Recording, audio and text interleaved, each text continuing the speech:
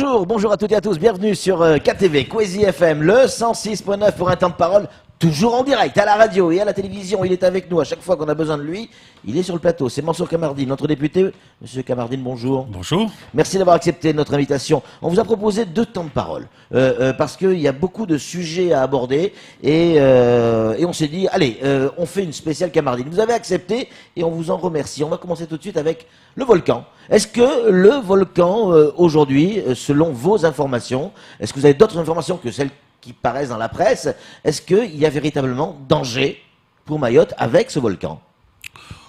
Il y a danger, je ne crois pas. Il faut simplement être vigilant. Ouais. Comme le dit les armoiries de Mayotte, Ouais. Rahachiri, il faut être Rahachiri. Mais, comment dirais-je, les volcans, nous en connaissons un peu partout dans le monde. Ouais. Il y a un volcan... Enfin là, il est à 30 km de Mayotte, quoi.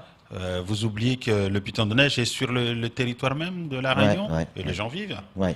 Donc il ne faut pas affoler les gens. Il ne faut pas profiter du fait qu'il y a un volcan qui est à 50 km à l'est de Dzaoudzi et de Pamanzi pour, je dirais, affoler les gens ou profiter des déplacés de normes qui mettent les gens en difficulté. Les gens à Mayotte sont déjà très en difficulté. Nous devons être vigilants. Moi, je crois que ce volcan permet à Mayotte d'avoir un certain nombre d'avantages, notamment de sortir de l'anonymat, parce que ça va intéresser la communauté scientifique mondiale.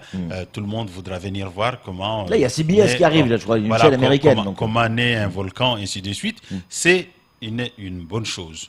Maintenant, il y a des recherches, j'en profite pour dire que je souhaite qu'à l'avenir, contrairement à ce qu'on a pu vivre à l'occasion de la dernière opération où on a exclu M. Sedachim, je souhaite qu'à l'avenir, effectivement, on considérera que les Mahorais ont toute leur place parce qu'on se plaint souvent de l'idée qu'il n'y a pas à Mayotte, il manque d'ingénierie. On n'est pas ingénieur, on n'est pas compétent, mais on apprend. Et quand on a l'occasion de permettre à des Mahorais d'apprendre, d'acquérir des compétences et de monter à niveau, il faut le faire au lieu de les écarter. Moi, je vais lancer. Il est allé une fois, et après, quand il y a eu la 4e mission, il a été exclu. J'ai l'impression que nous vivons toujours dans l'ère du télégramme du maréchal Gallieni qui avait adressé aux administrateurs d'Afrique et de Madagascar, limiter l'enseignement aux colonies pour avoir des esclaves dociles. Il faut en sortir. Nous aussi, nous voulons acquérir des compétences, nous voulons participer et connaître ce qui se passe autour de nous et sur notre territoire. Alors, le volcan, pour vous, pas forcément lieu à s'inquiéter. Et pourtant, il y a de plus en plus de délégations qui arrivent à Mayotte pour imaginer des plans d'évacuation, des plans de sécurité. Parce que ce volcan, il est à l'est, donc à 50 km, vous le disiez à l'instant, il est proche, très proche de la piste de Mayotte, de Dzaoudzi. Et donc, si jamais, effectivement, il y avait une petite vague, toute petite, la piste serait submergée. Là encore, je crois ne cédons pas à ce type de sirène pour justifier l'immobilisme ou le refus d'investir à Mayotte, d'accord? Vous croyez qu'il y a un lien? Écoutez, ça ressemble fort, et là vraiment je ne suis pas du tout d'accord, ça ressemble fort à l'idée de comment on nous avait dit qu'au bout il y avait les dugongs. Le dugong, les spécialistes vous diront, le dugong vivent dans les herbiers sous-marins. Dans le tombant immédiat de la piste longue, il n'y a pas d'herbier. Donc il ne peut pas y avoir de dugong. Et tout le monde a rigolé quand la ministre des Transports a dit qu'on ne pouvait pas faire parce qu'il y avait du dugong. Donc c'est le même principe. Moi je voudrais dire à ceux des élus qui se laissent embarquer dans cette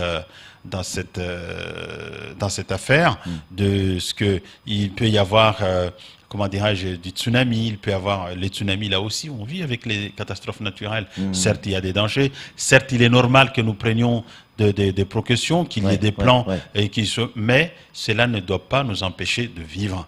Et s'agissant de la question de la piste longue, moi je voudrais dire aux élus qui acceptent d'emprunter cette voie-là, ils sont en train de condamner la petite terre. Parce que quoi qu'il arrive, il faudra une piste longue à Mayotte. S'ils estiment qu'à la petite terre, il y a risque de tsunami, Ça voudrait dire qu'ils acceptent l'idée qu'on déplace la piste longue, qu'on construise l'aéroport ailleurs. C'est un message à Ramlati, là? Non, c'est un message à tous les Mahorais, à tous les élus. Il n'y a pas que Ramlati qui a relayé l'information, il y a aussi d'autres. Donc moi, je les mets en garde, tous. C'est-à-dire que l'idée Attention. d'avoir une piste longue à Mayotte, mais en grande terre, c'est quelque chose qui est techniquement possible? Mais bien sûr que c'est possible. Mais moi, On manque en on 2005... manque de foncier à Mayotte, non, donc mais si on ne va pas chercher sur la mer, ça va être compliqué quand même. Ça peut être sur la mer, ça peut être... Mais il faut construire cette piste. Ouais. Il faut sortir de ce piège que nous tend l'État. Voilà. Donc il faut faire très attention, hein, à ce qu'on dit. Moi, je ne crois pas du tout à ce qui est développé. Ceci est dit simplement dans le seul dessein d'éviter de construire la piste longue. Parce qu'il y a toujours ces fantasmes d'idées. Là, actuellement, à Moroni, les Chinois vont construire une piste de 3000 mètres. Donc, il y a quelques idées, quelques machins qui disent, mais pourquoi nous, on est l'État français, on n'est pas l'État comorien. Nous avons besoin de nos propres infrastructures et donc on doit construire cette piste longue. Moi, je crois que la piste longue, là où elle était programmée, notamment la piste convergente, est une excellente idée. C'est un bon projet. Ouais. Là où il a été prépositionné, il faut continuer à le faire. Ça, c'est ma position. Maintenant, si des élus acceptent cette idée, ah ben, il faudra qu'ils le disent très clairement et pour qu'on demande aussitôt qu'on reconstruise, qu'on reprogramme le projet ailleurs. Mais qu'on le veuille ou pas, la piste longue doit être construite. Mayotte doit être dotée d'une piste longue qui lui permette de relier le monde entier dans les meilleures conditions possibles. Piste longue, projet, investissement, 1,6 milliard pour Mayotte. Est-ce que même Mansour Kamardine va arriver à se réjouir de ces 1,6 milliard? Alors, même 1 euro, moi je me réjouis parce que Mayotte est dans le besoin. On est d'accord. Donc là-dessus, il n'y a pas de problème. La difficulté pour moi, c'est l'impact de ce contrat de divergence. Non, de convergence. De ce contrat de divergence. Il y a une divergence énorme entre les Mahorais, en tout cas en ce qui me concerne, et le gouvernement. Dès le départ, dès le mois de mai 2018, quand Mme Girardin, le 13 ou le 15, a annoncé son plan, j'ai dit à tout le monde que ce plan ne parlait pas suffisamment aux Mahorais. Parce que c'est quoi ce plan? Le plan Mayotte, d'abord c'était le plan d'urgence pour Mayotte. C'est quoi ce plan? Il dit, on va 500 millions pour les écoles, 200 millions pour l'hôpital, 200 millions pour le logement social, locatif social, ainsi de suite. On était à 1,3 million. Le président de la République, au mois de juin, quand il a présenté le livre bleu, il a dit, le plan présenté par Mme Girardin, ce sera les engagements de l'État pour le quinquennat. Ensuite, on signe le contrat de divergence de 1,6 million, 1,6 million, et on nous dit 1,6 milliard, et on nous dit, ah ben bravo. Non, c'est quoi? On a eu des crédits contractualisés, ensuite des crédits valorisés.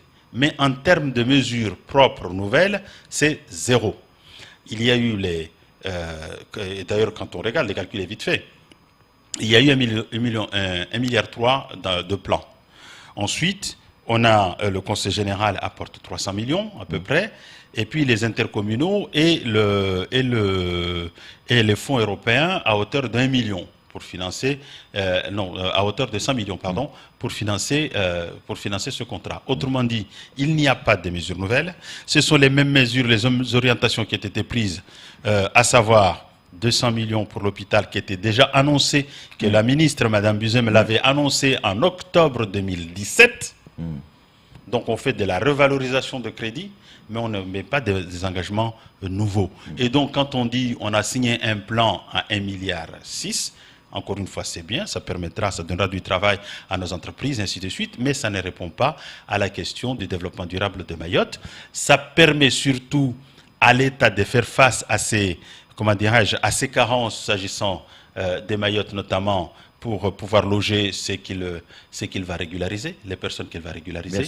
Ça permettra de continuer à faire venir des gamins venus de l'étranger pour les scolariser à Mayotte, alors qu'il nous manque de foncier, tout à l'heure on en parlait, pour construire une piste longue, ainsi de suite. Donc la politique, les orientations prises par le contrat de divergence que je dénonce, c'est une politique, et en fait, qui encourage qui est un appel d'air à l'immigration, alors que les Mahorais sont dans la rue tous les jours pour réclamer la fin de l'immigration. Voilà. Moi, ce que je souhaitais, c'était une autre orientation, ou en tout cas un complément d'orientation.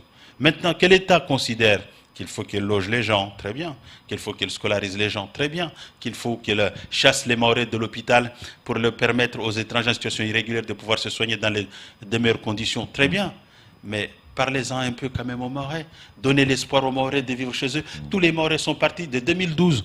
De 2012 à 2017, plus de 26 000 jeunes Mahorais ont quitté le territoire parce qu'ils ne trouvent pas d'emploi, ils ne trouvent pas d'avenir, ils sont inquiets.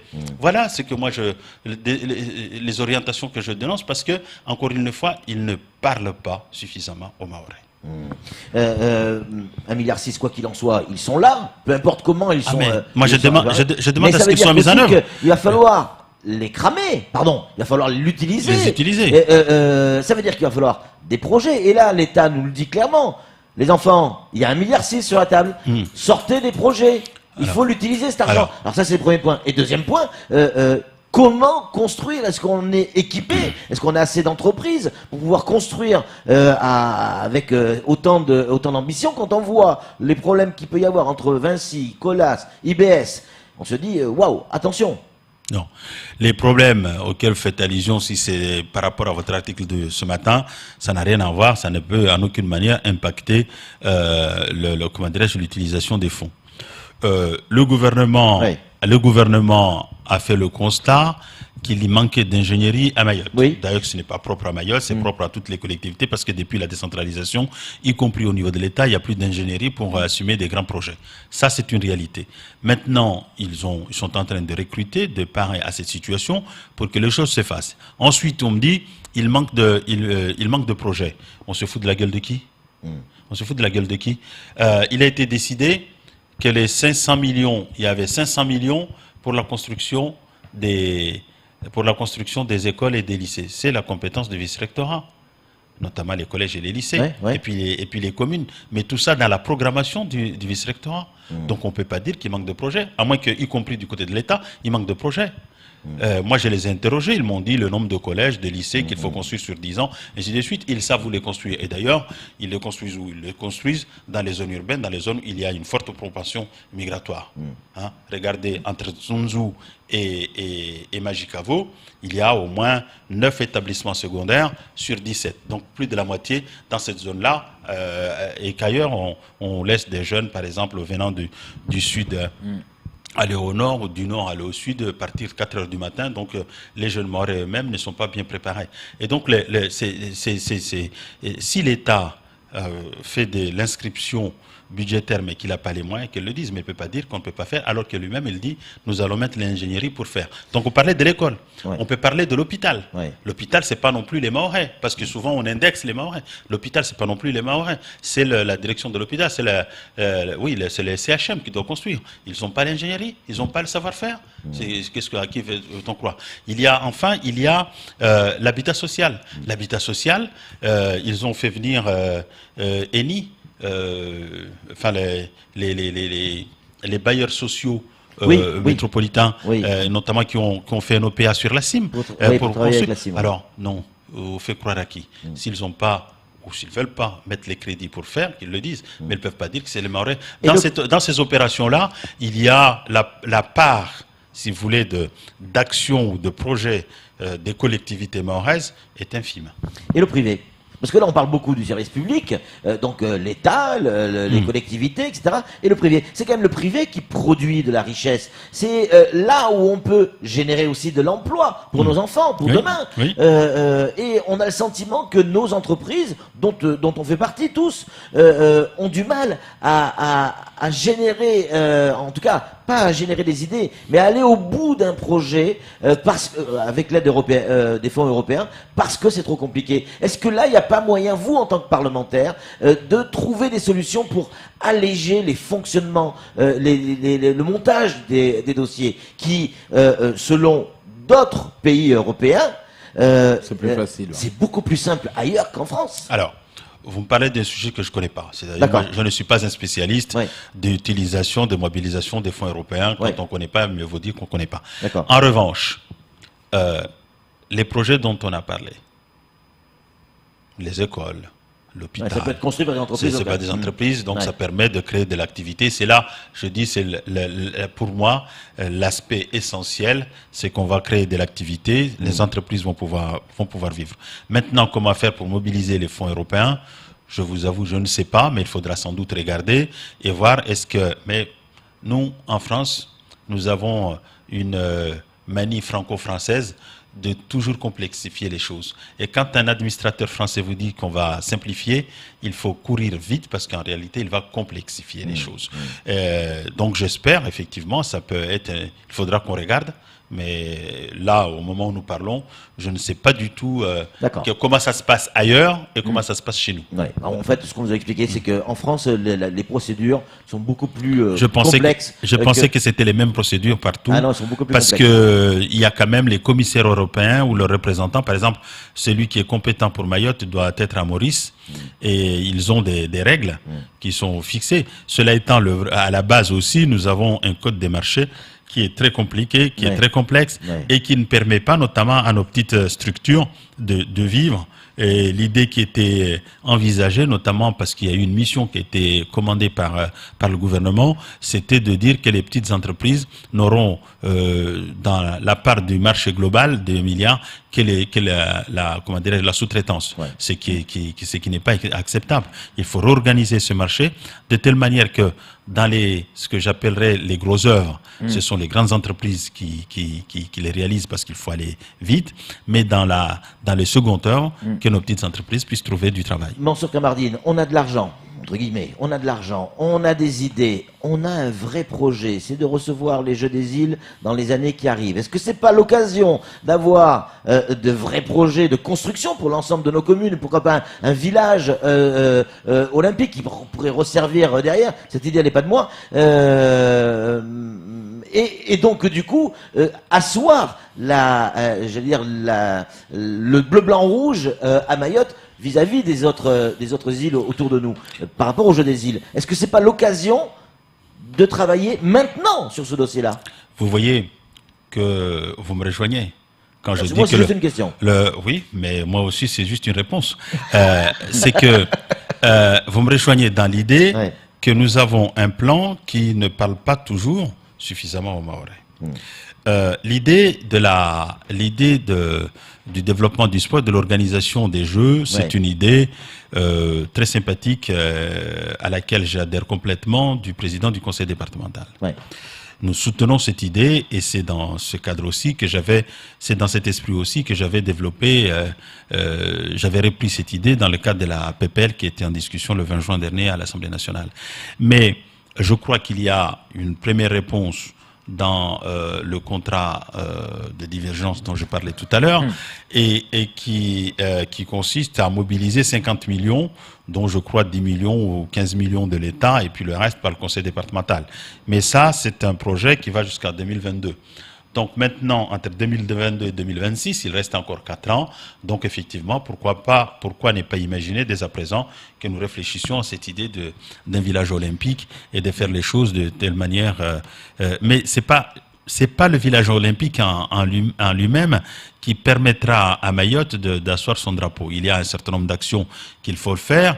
D'abord, effectivement, organiser les Jeux, parce que quand les Jeux sont organisés ici, je ne vois pas comment on prendrait pas le drapeau. Mais il faut que nous réussissions, que nous montrions que nous avons aussi un savoir-faire, une capacité d'accueillir les pays de la zone, et c'est aussi une manière effectivement d'asseoir définitivement la francité de Mayotte. Les accords franco-comoriens, parlons-en.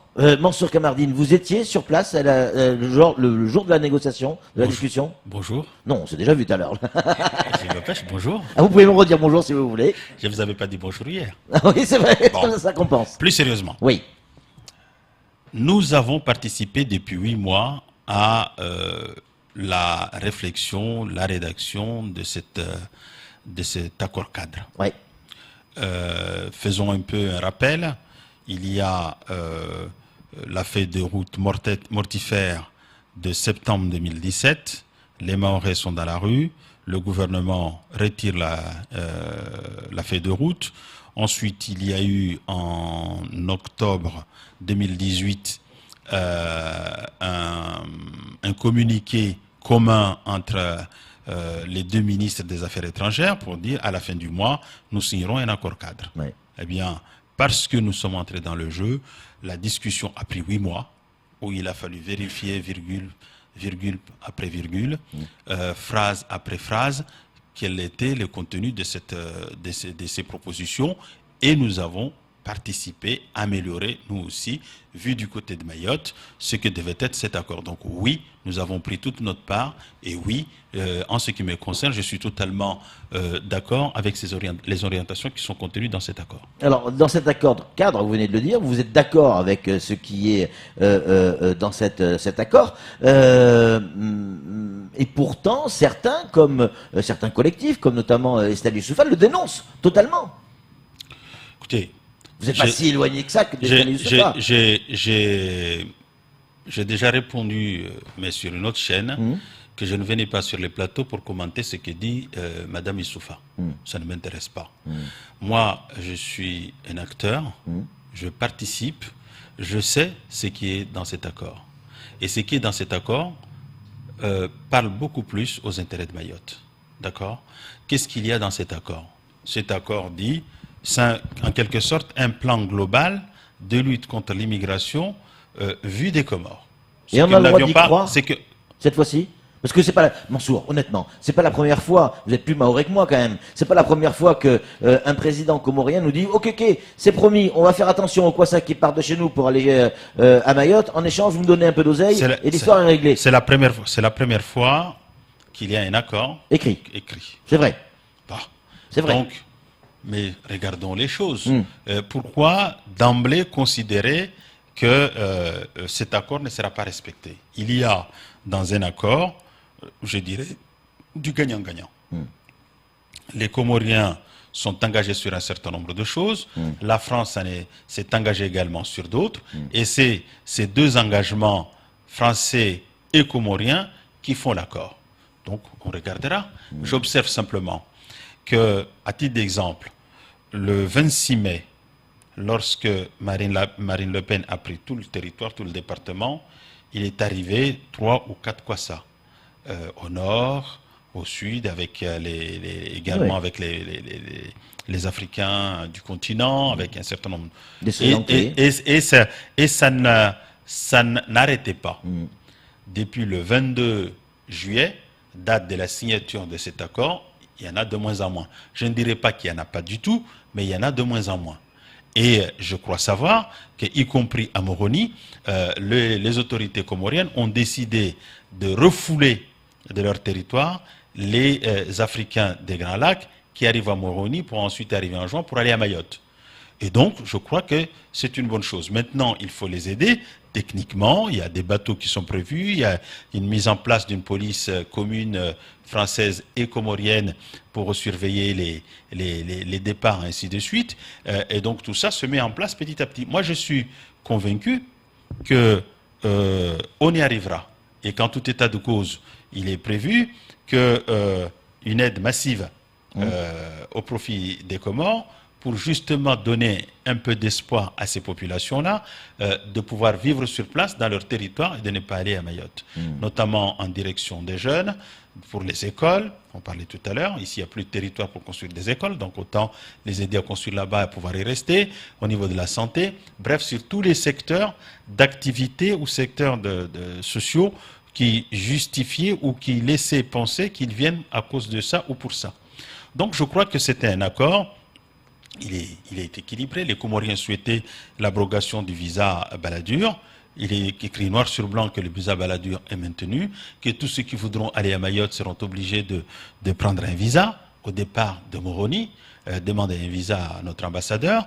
Et puis, mais on dit aussi qu'on va faciliter un petit peu les visas, en tout cas élargir. On va faciliter pour les personnes dont les deux pays considéreront qu'ils sont un intérêt dans le développement des relations. Il faut aller jusqu'au bout, parce que c'est important.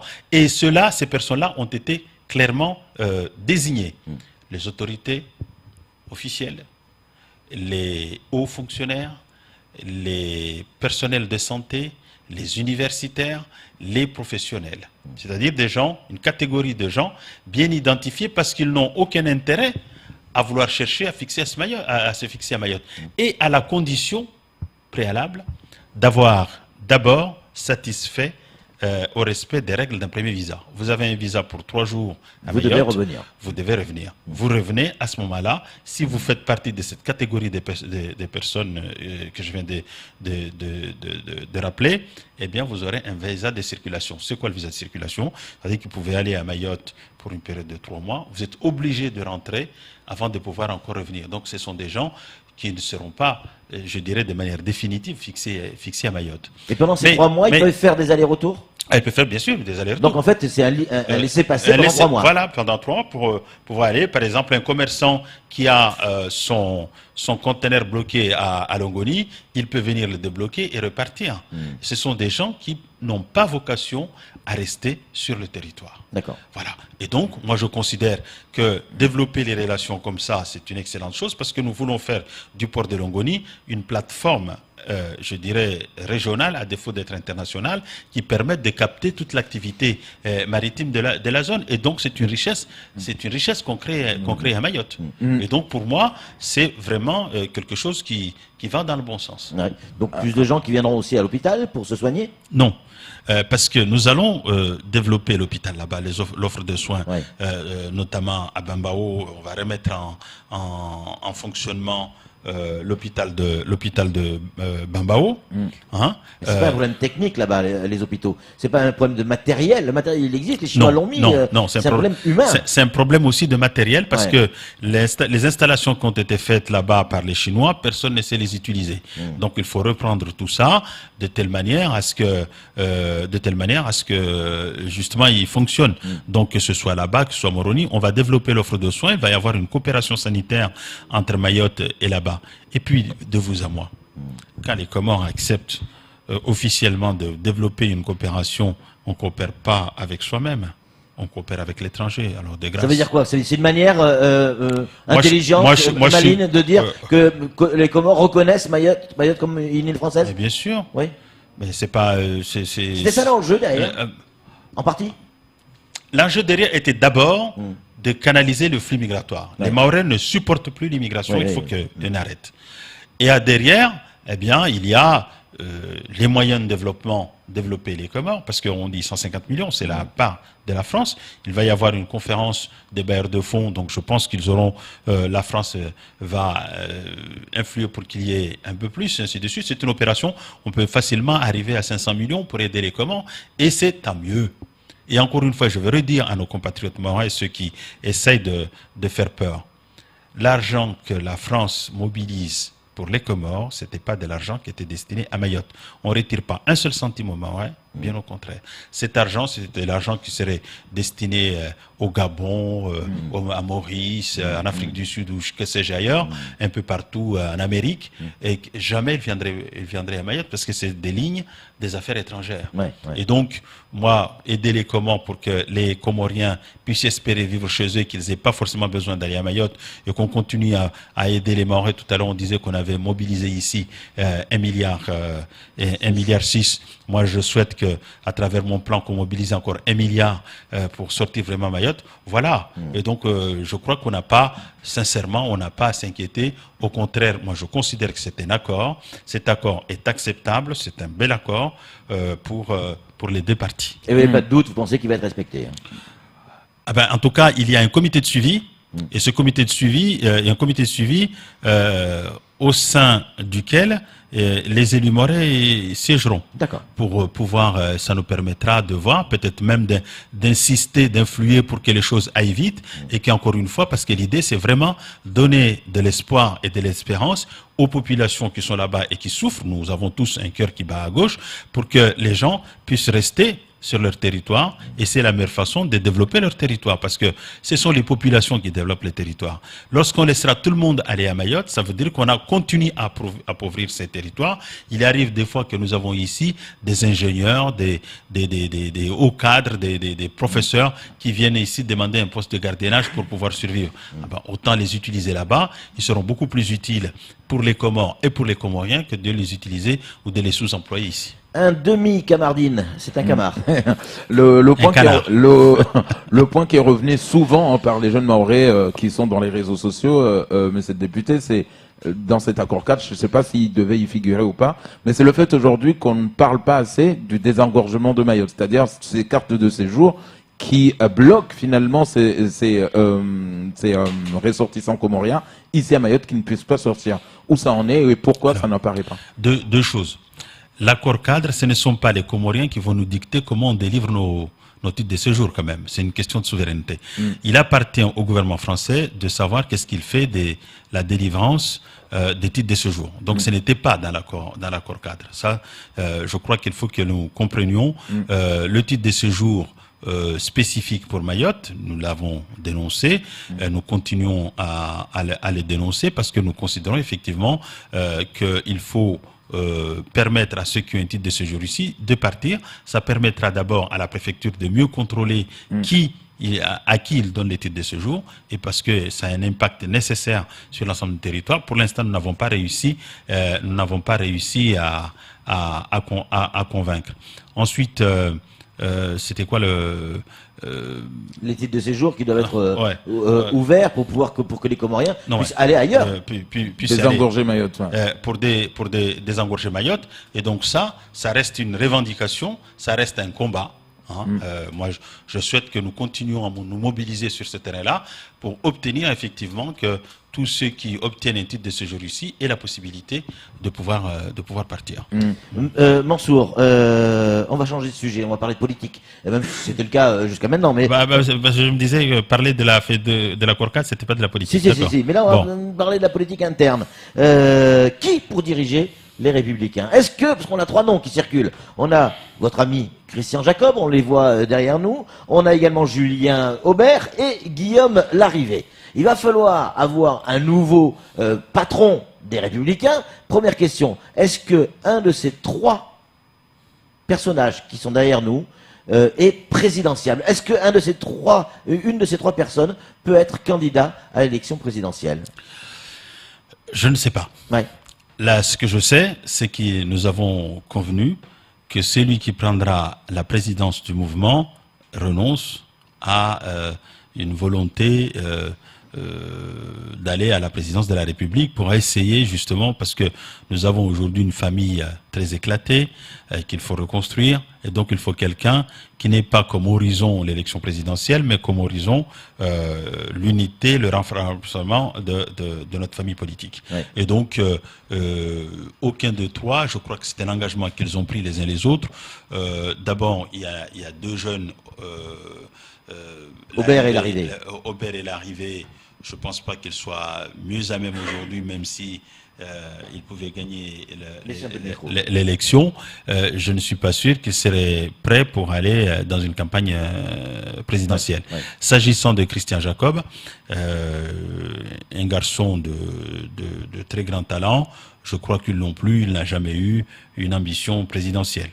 Donc il accepte, et je souhaite que ce soit lui qui soit élu. Si c'était la deuxième question qui devait suivre, je souhaite qu'il soit élu et qu'il rassemble cette famille, parce que sans l'unité, nous ne construirons rien de grand pour la France. Est-ce que Mayotte va devoir voter? Mayotte participera aux élections. Ce sont les militants à jour de leur cotisation qui participeront à l'élection. Donc de notre président. Les élections, ce seront des élections, comme on dit, sur Internet. Oui, numérique. Voilà, donc les gens seront convoqués dans des bureaux de vote ou depuis chez eux pour élire le président. Chacun choisira son candidat. Pour ma part, je choisis le mien. Ce sera naturellement Christian Jacob. Qui connaît Mayotte, hein, il est déjà venu, notamment sur ce plateau. On a eu l'occasion. Détroit, il est le mieux à connaître Mayotte. Il a été ministre. Il et il est venu plusieurs fois à Mayotte. Puis il est venu en tant que président du groupe, souvenons-nous, cette année. Et d'ailleurs, parce qu'il a vu ce qui se passait ici, il avait accepté d'inscrire à l'ordre du jour la proposition de loi de programmation et de rattrapage pour Mayotte. Et puis il y a Guillaume Larrivé qui a beaucoup travaillé avec Nicolas Sarkozy quand il était ministre de l'Intérieur puis à l'Élysée sur les questions mahoraises, donc il connaît Mayotte au moins sur le papier. Et Gilles Aubert qui lui sans doute devra découvrir encore. Alors moi je voulais juste continuer là-dedans. On sait qu'il y a eu beaucoup de départs au sein de votre famille politique. Est-ce qu'aujourd'hui il y a assez de ressources pour aller reconquérir des territoires, reconquérir des jeunes pour renforcer les rangs des Républicains? Alors, il y a des départs, ça c'est certain, mais il y en a aussi beaucoup. Nous sommes une grande famille avec beaucoup de talent, il ne faut pas le sous-estimer. Le vrai problème que nous avons eu, notamment à l'occasion de la dernière élection, c'est que nous n'avons pas su parler aux jeunes. Et pourquoi n'avons pas su parler aux jeunes? Parce que il nous a manqué de projets. C'est-à-dire depuis la défaite de François Fillon, au lieu de nous réunir et de concevoir un projet pour la France, nous sommes partis dans tous les sens, en pleurnichant. Du coup, il n'y a pas de gouvernail. Et en politique, il faut toujours un gouvernail. Et donc, c'est ce gouvernail-là qu'il faut construire avec Christian Jacob. Alors justement, est-ce que ça ne voit pas un peu le message quand on voit Nicolas Sarkozy de plus en plus aux côtés d'Emmanuel Macron, chaque fois qu'il invite, il vient. Alors vous me dire, ouais, mais il est invité, donc il peut y aller. Mais François Hollande a été invité également, il n'est pas allé. Des échanges téléphoniques. Des échanges téléphoniques réguliers. Vous qui tapez souvent sur le gouvernement, vous allez être mis en porte-à-faux là sur l'histoire. Je rectifie d'abord, je ne tape pas souvent sur le gouvernement. Ouais. Je défends souvent Mayotte. Oui, d'accord. Non, c'est pas pareil. Ouais. Je vous rappelle, parce que vous oubliez aussi, j'ai voté la confiance, première. Si, on s'en rappelle. À Édouard Philippe. J'ai voté plus de 80% des projets de loi d'Édouard Philippe. Donc je ne suis pas dans le... Mais je refuse qu'Édouard Philippe vende ces territoires que son aïeul a acquis, qu'il le vende à vil prix aux Comores. C'est le rejet de la feuille de route mortifère que j'ai dénoncé tout à l'heure.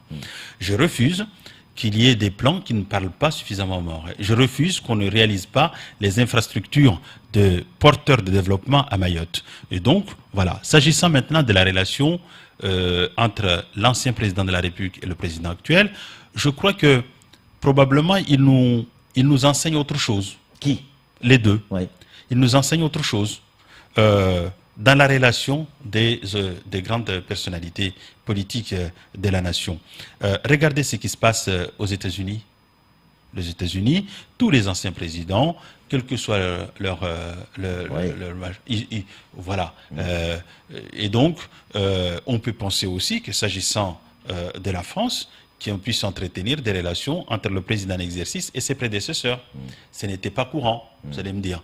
Chirac ne pouvait pas le faire parce que Mitterrand était décédé, donc il ne pouvait pas inviter son prédécesseur. On connaissait à peu près les relations plus qu'exécrables qu'il avait entretenues par le passé avec Giscard d'Estaing. D'ailleurs qu'on retrouve entre Emmanuel Macron et François Hollande. François Hollande, il l'a toujours en travers de la gorge, on peut le comprendre, c'est humain. Il considère qu'Emmanuel Macron l'a trahi et que donc il ne va pas s'asseoir à la table de son traître, ainsi de suite. Mais moi je trouve que c'est heureux.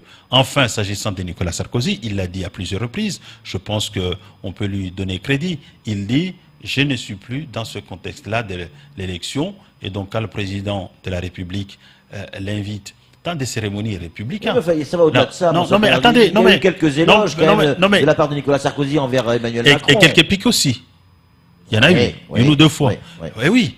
Bah, il faut tout dire. Donc, il y a des relations, il le consulte, il lui donne son point de vue, à prendre ou à laisser. Macron fait ce qu'il en veut, il le consulte. Ensuite, il y a les cérémonies républicaines.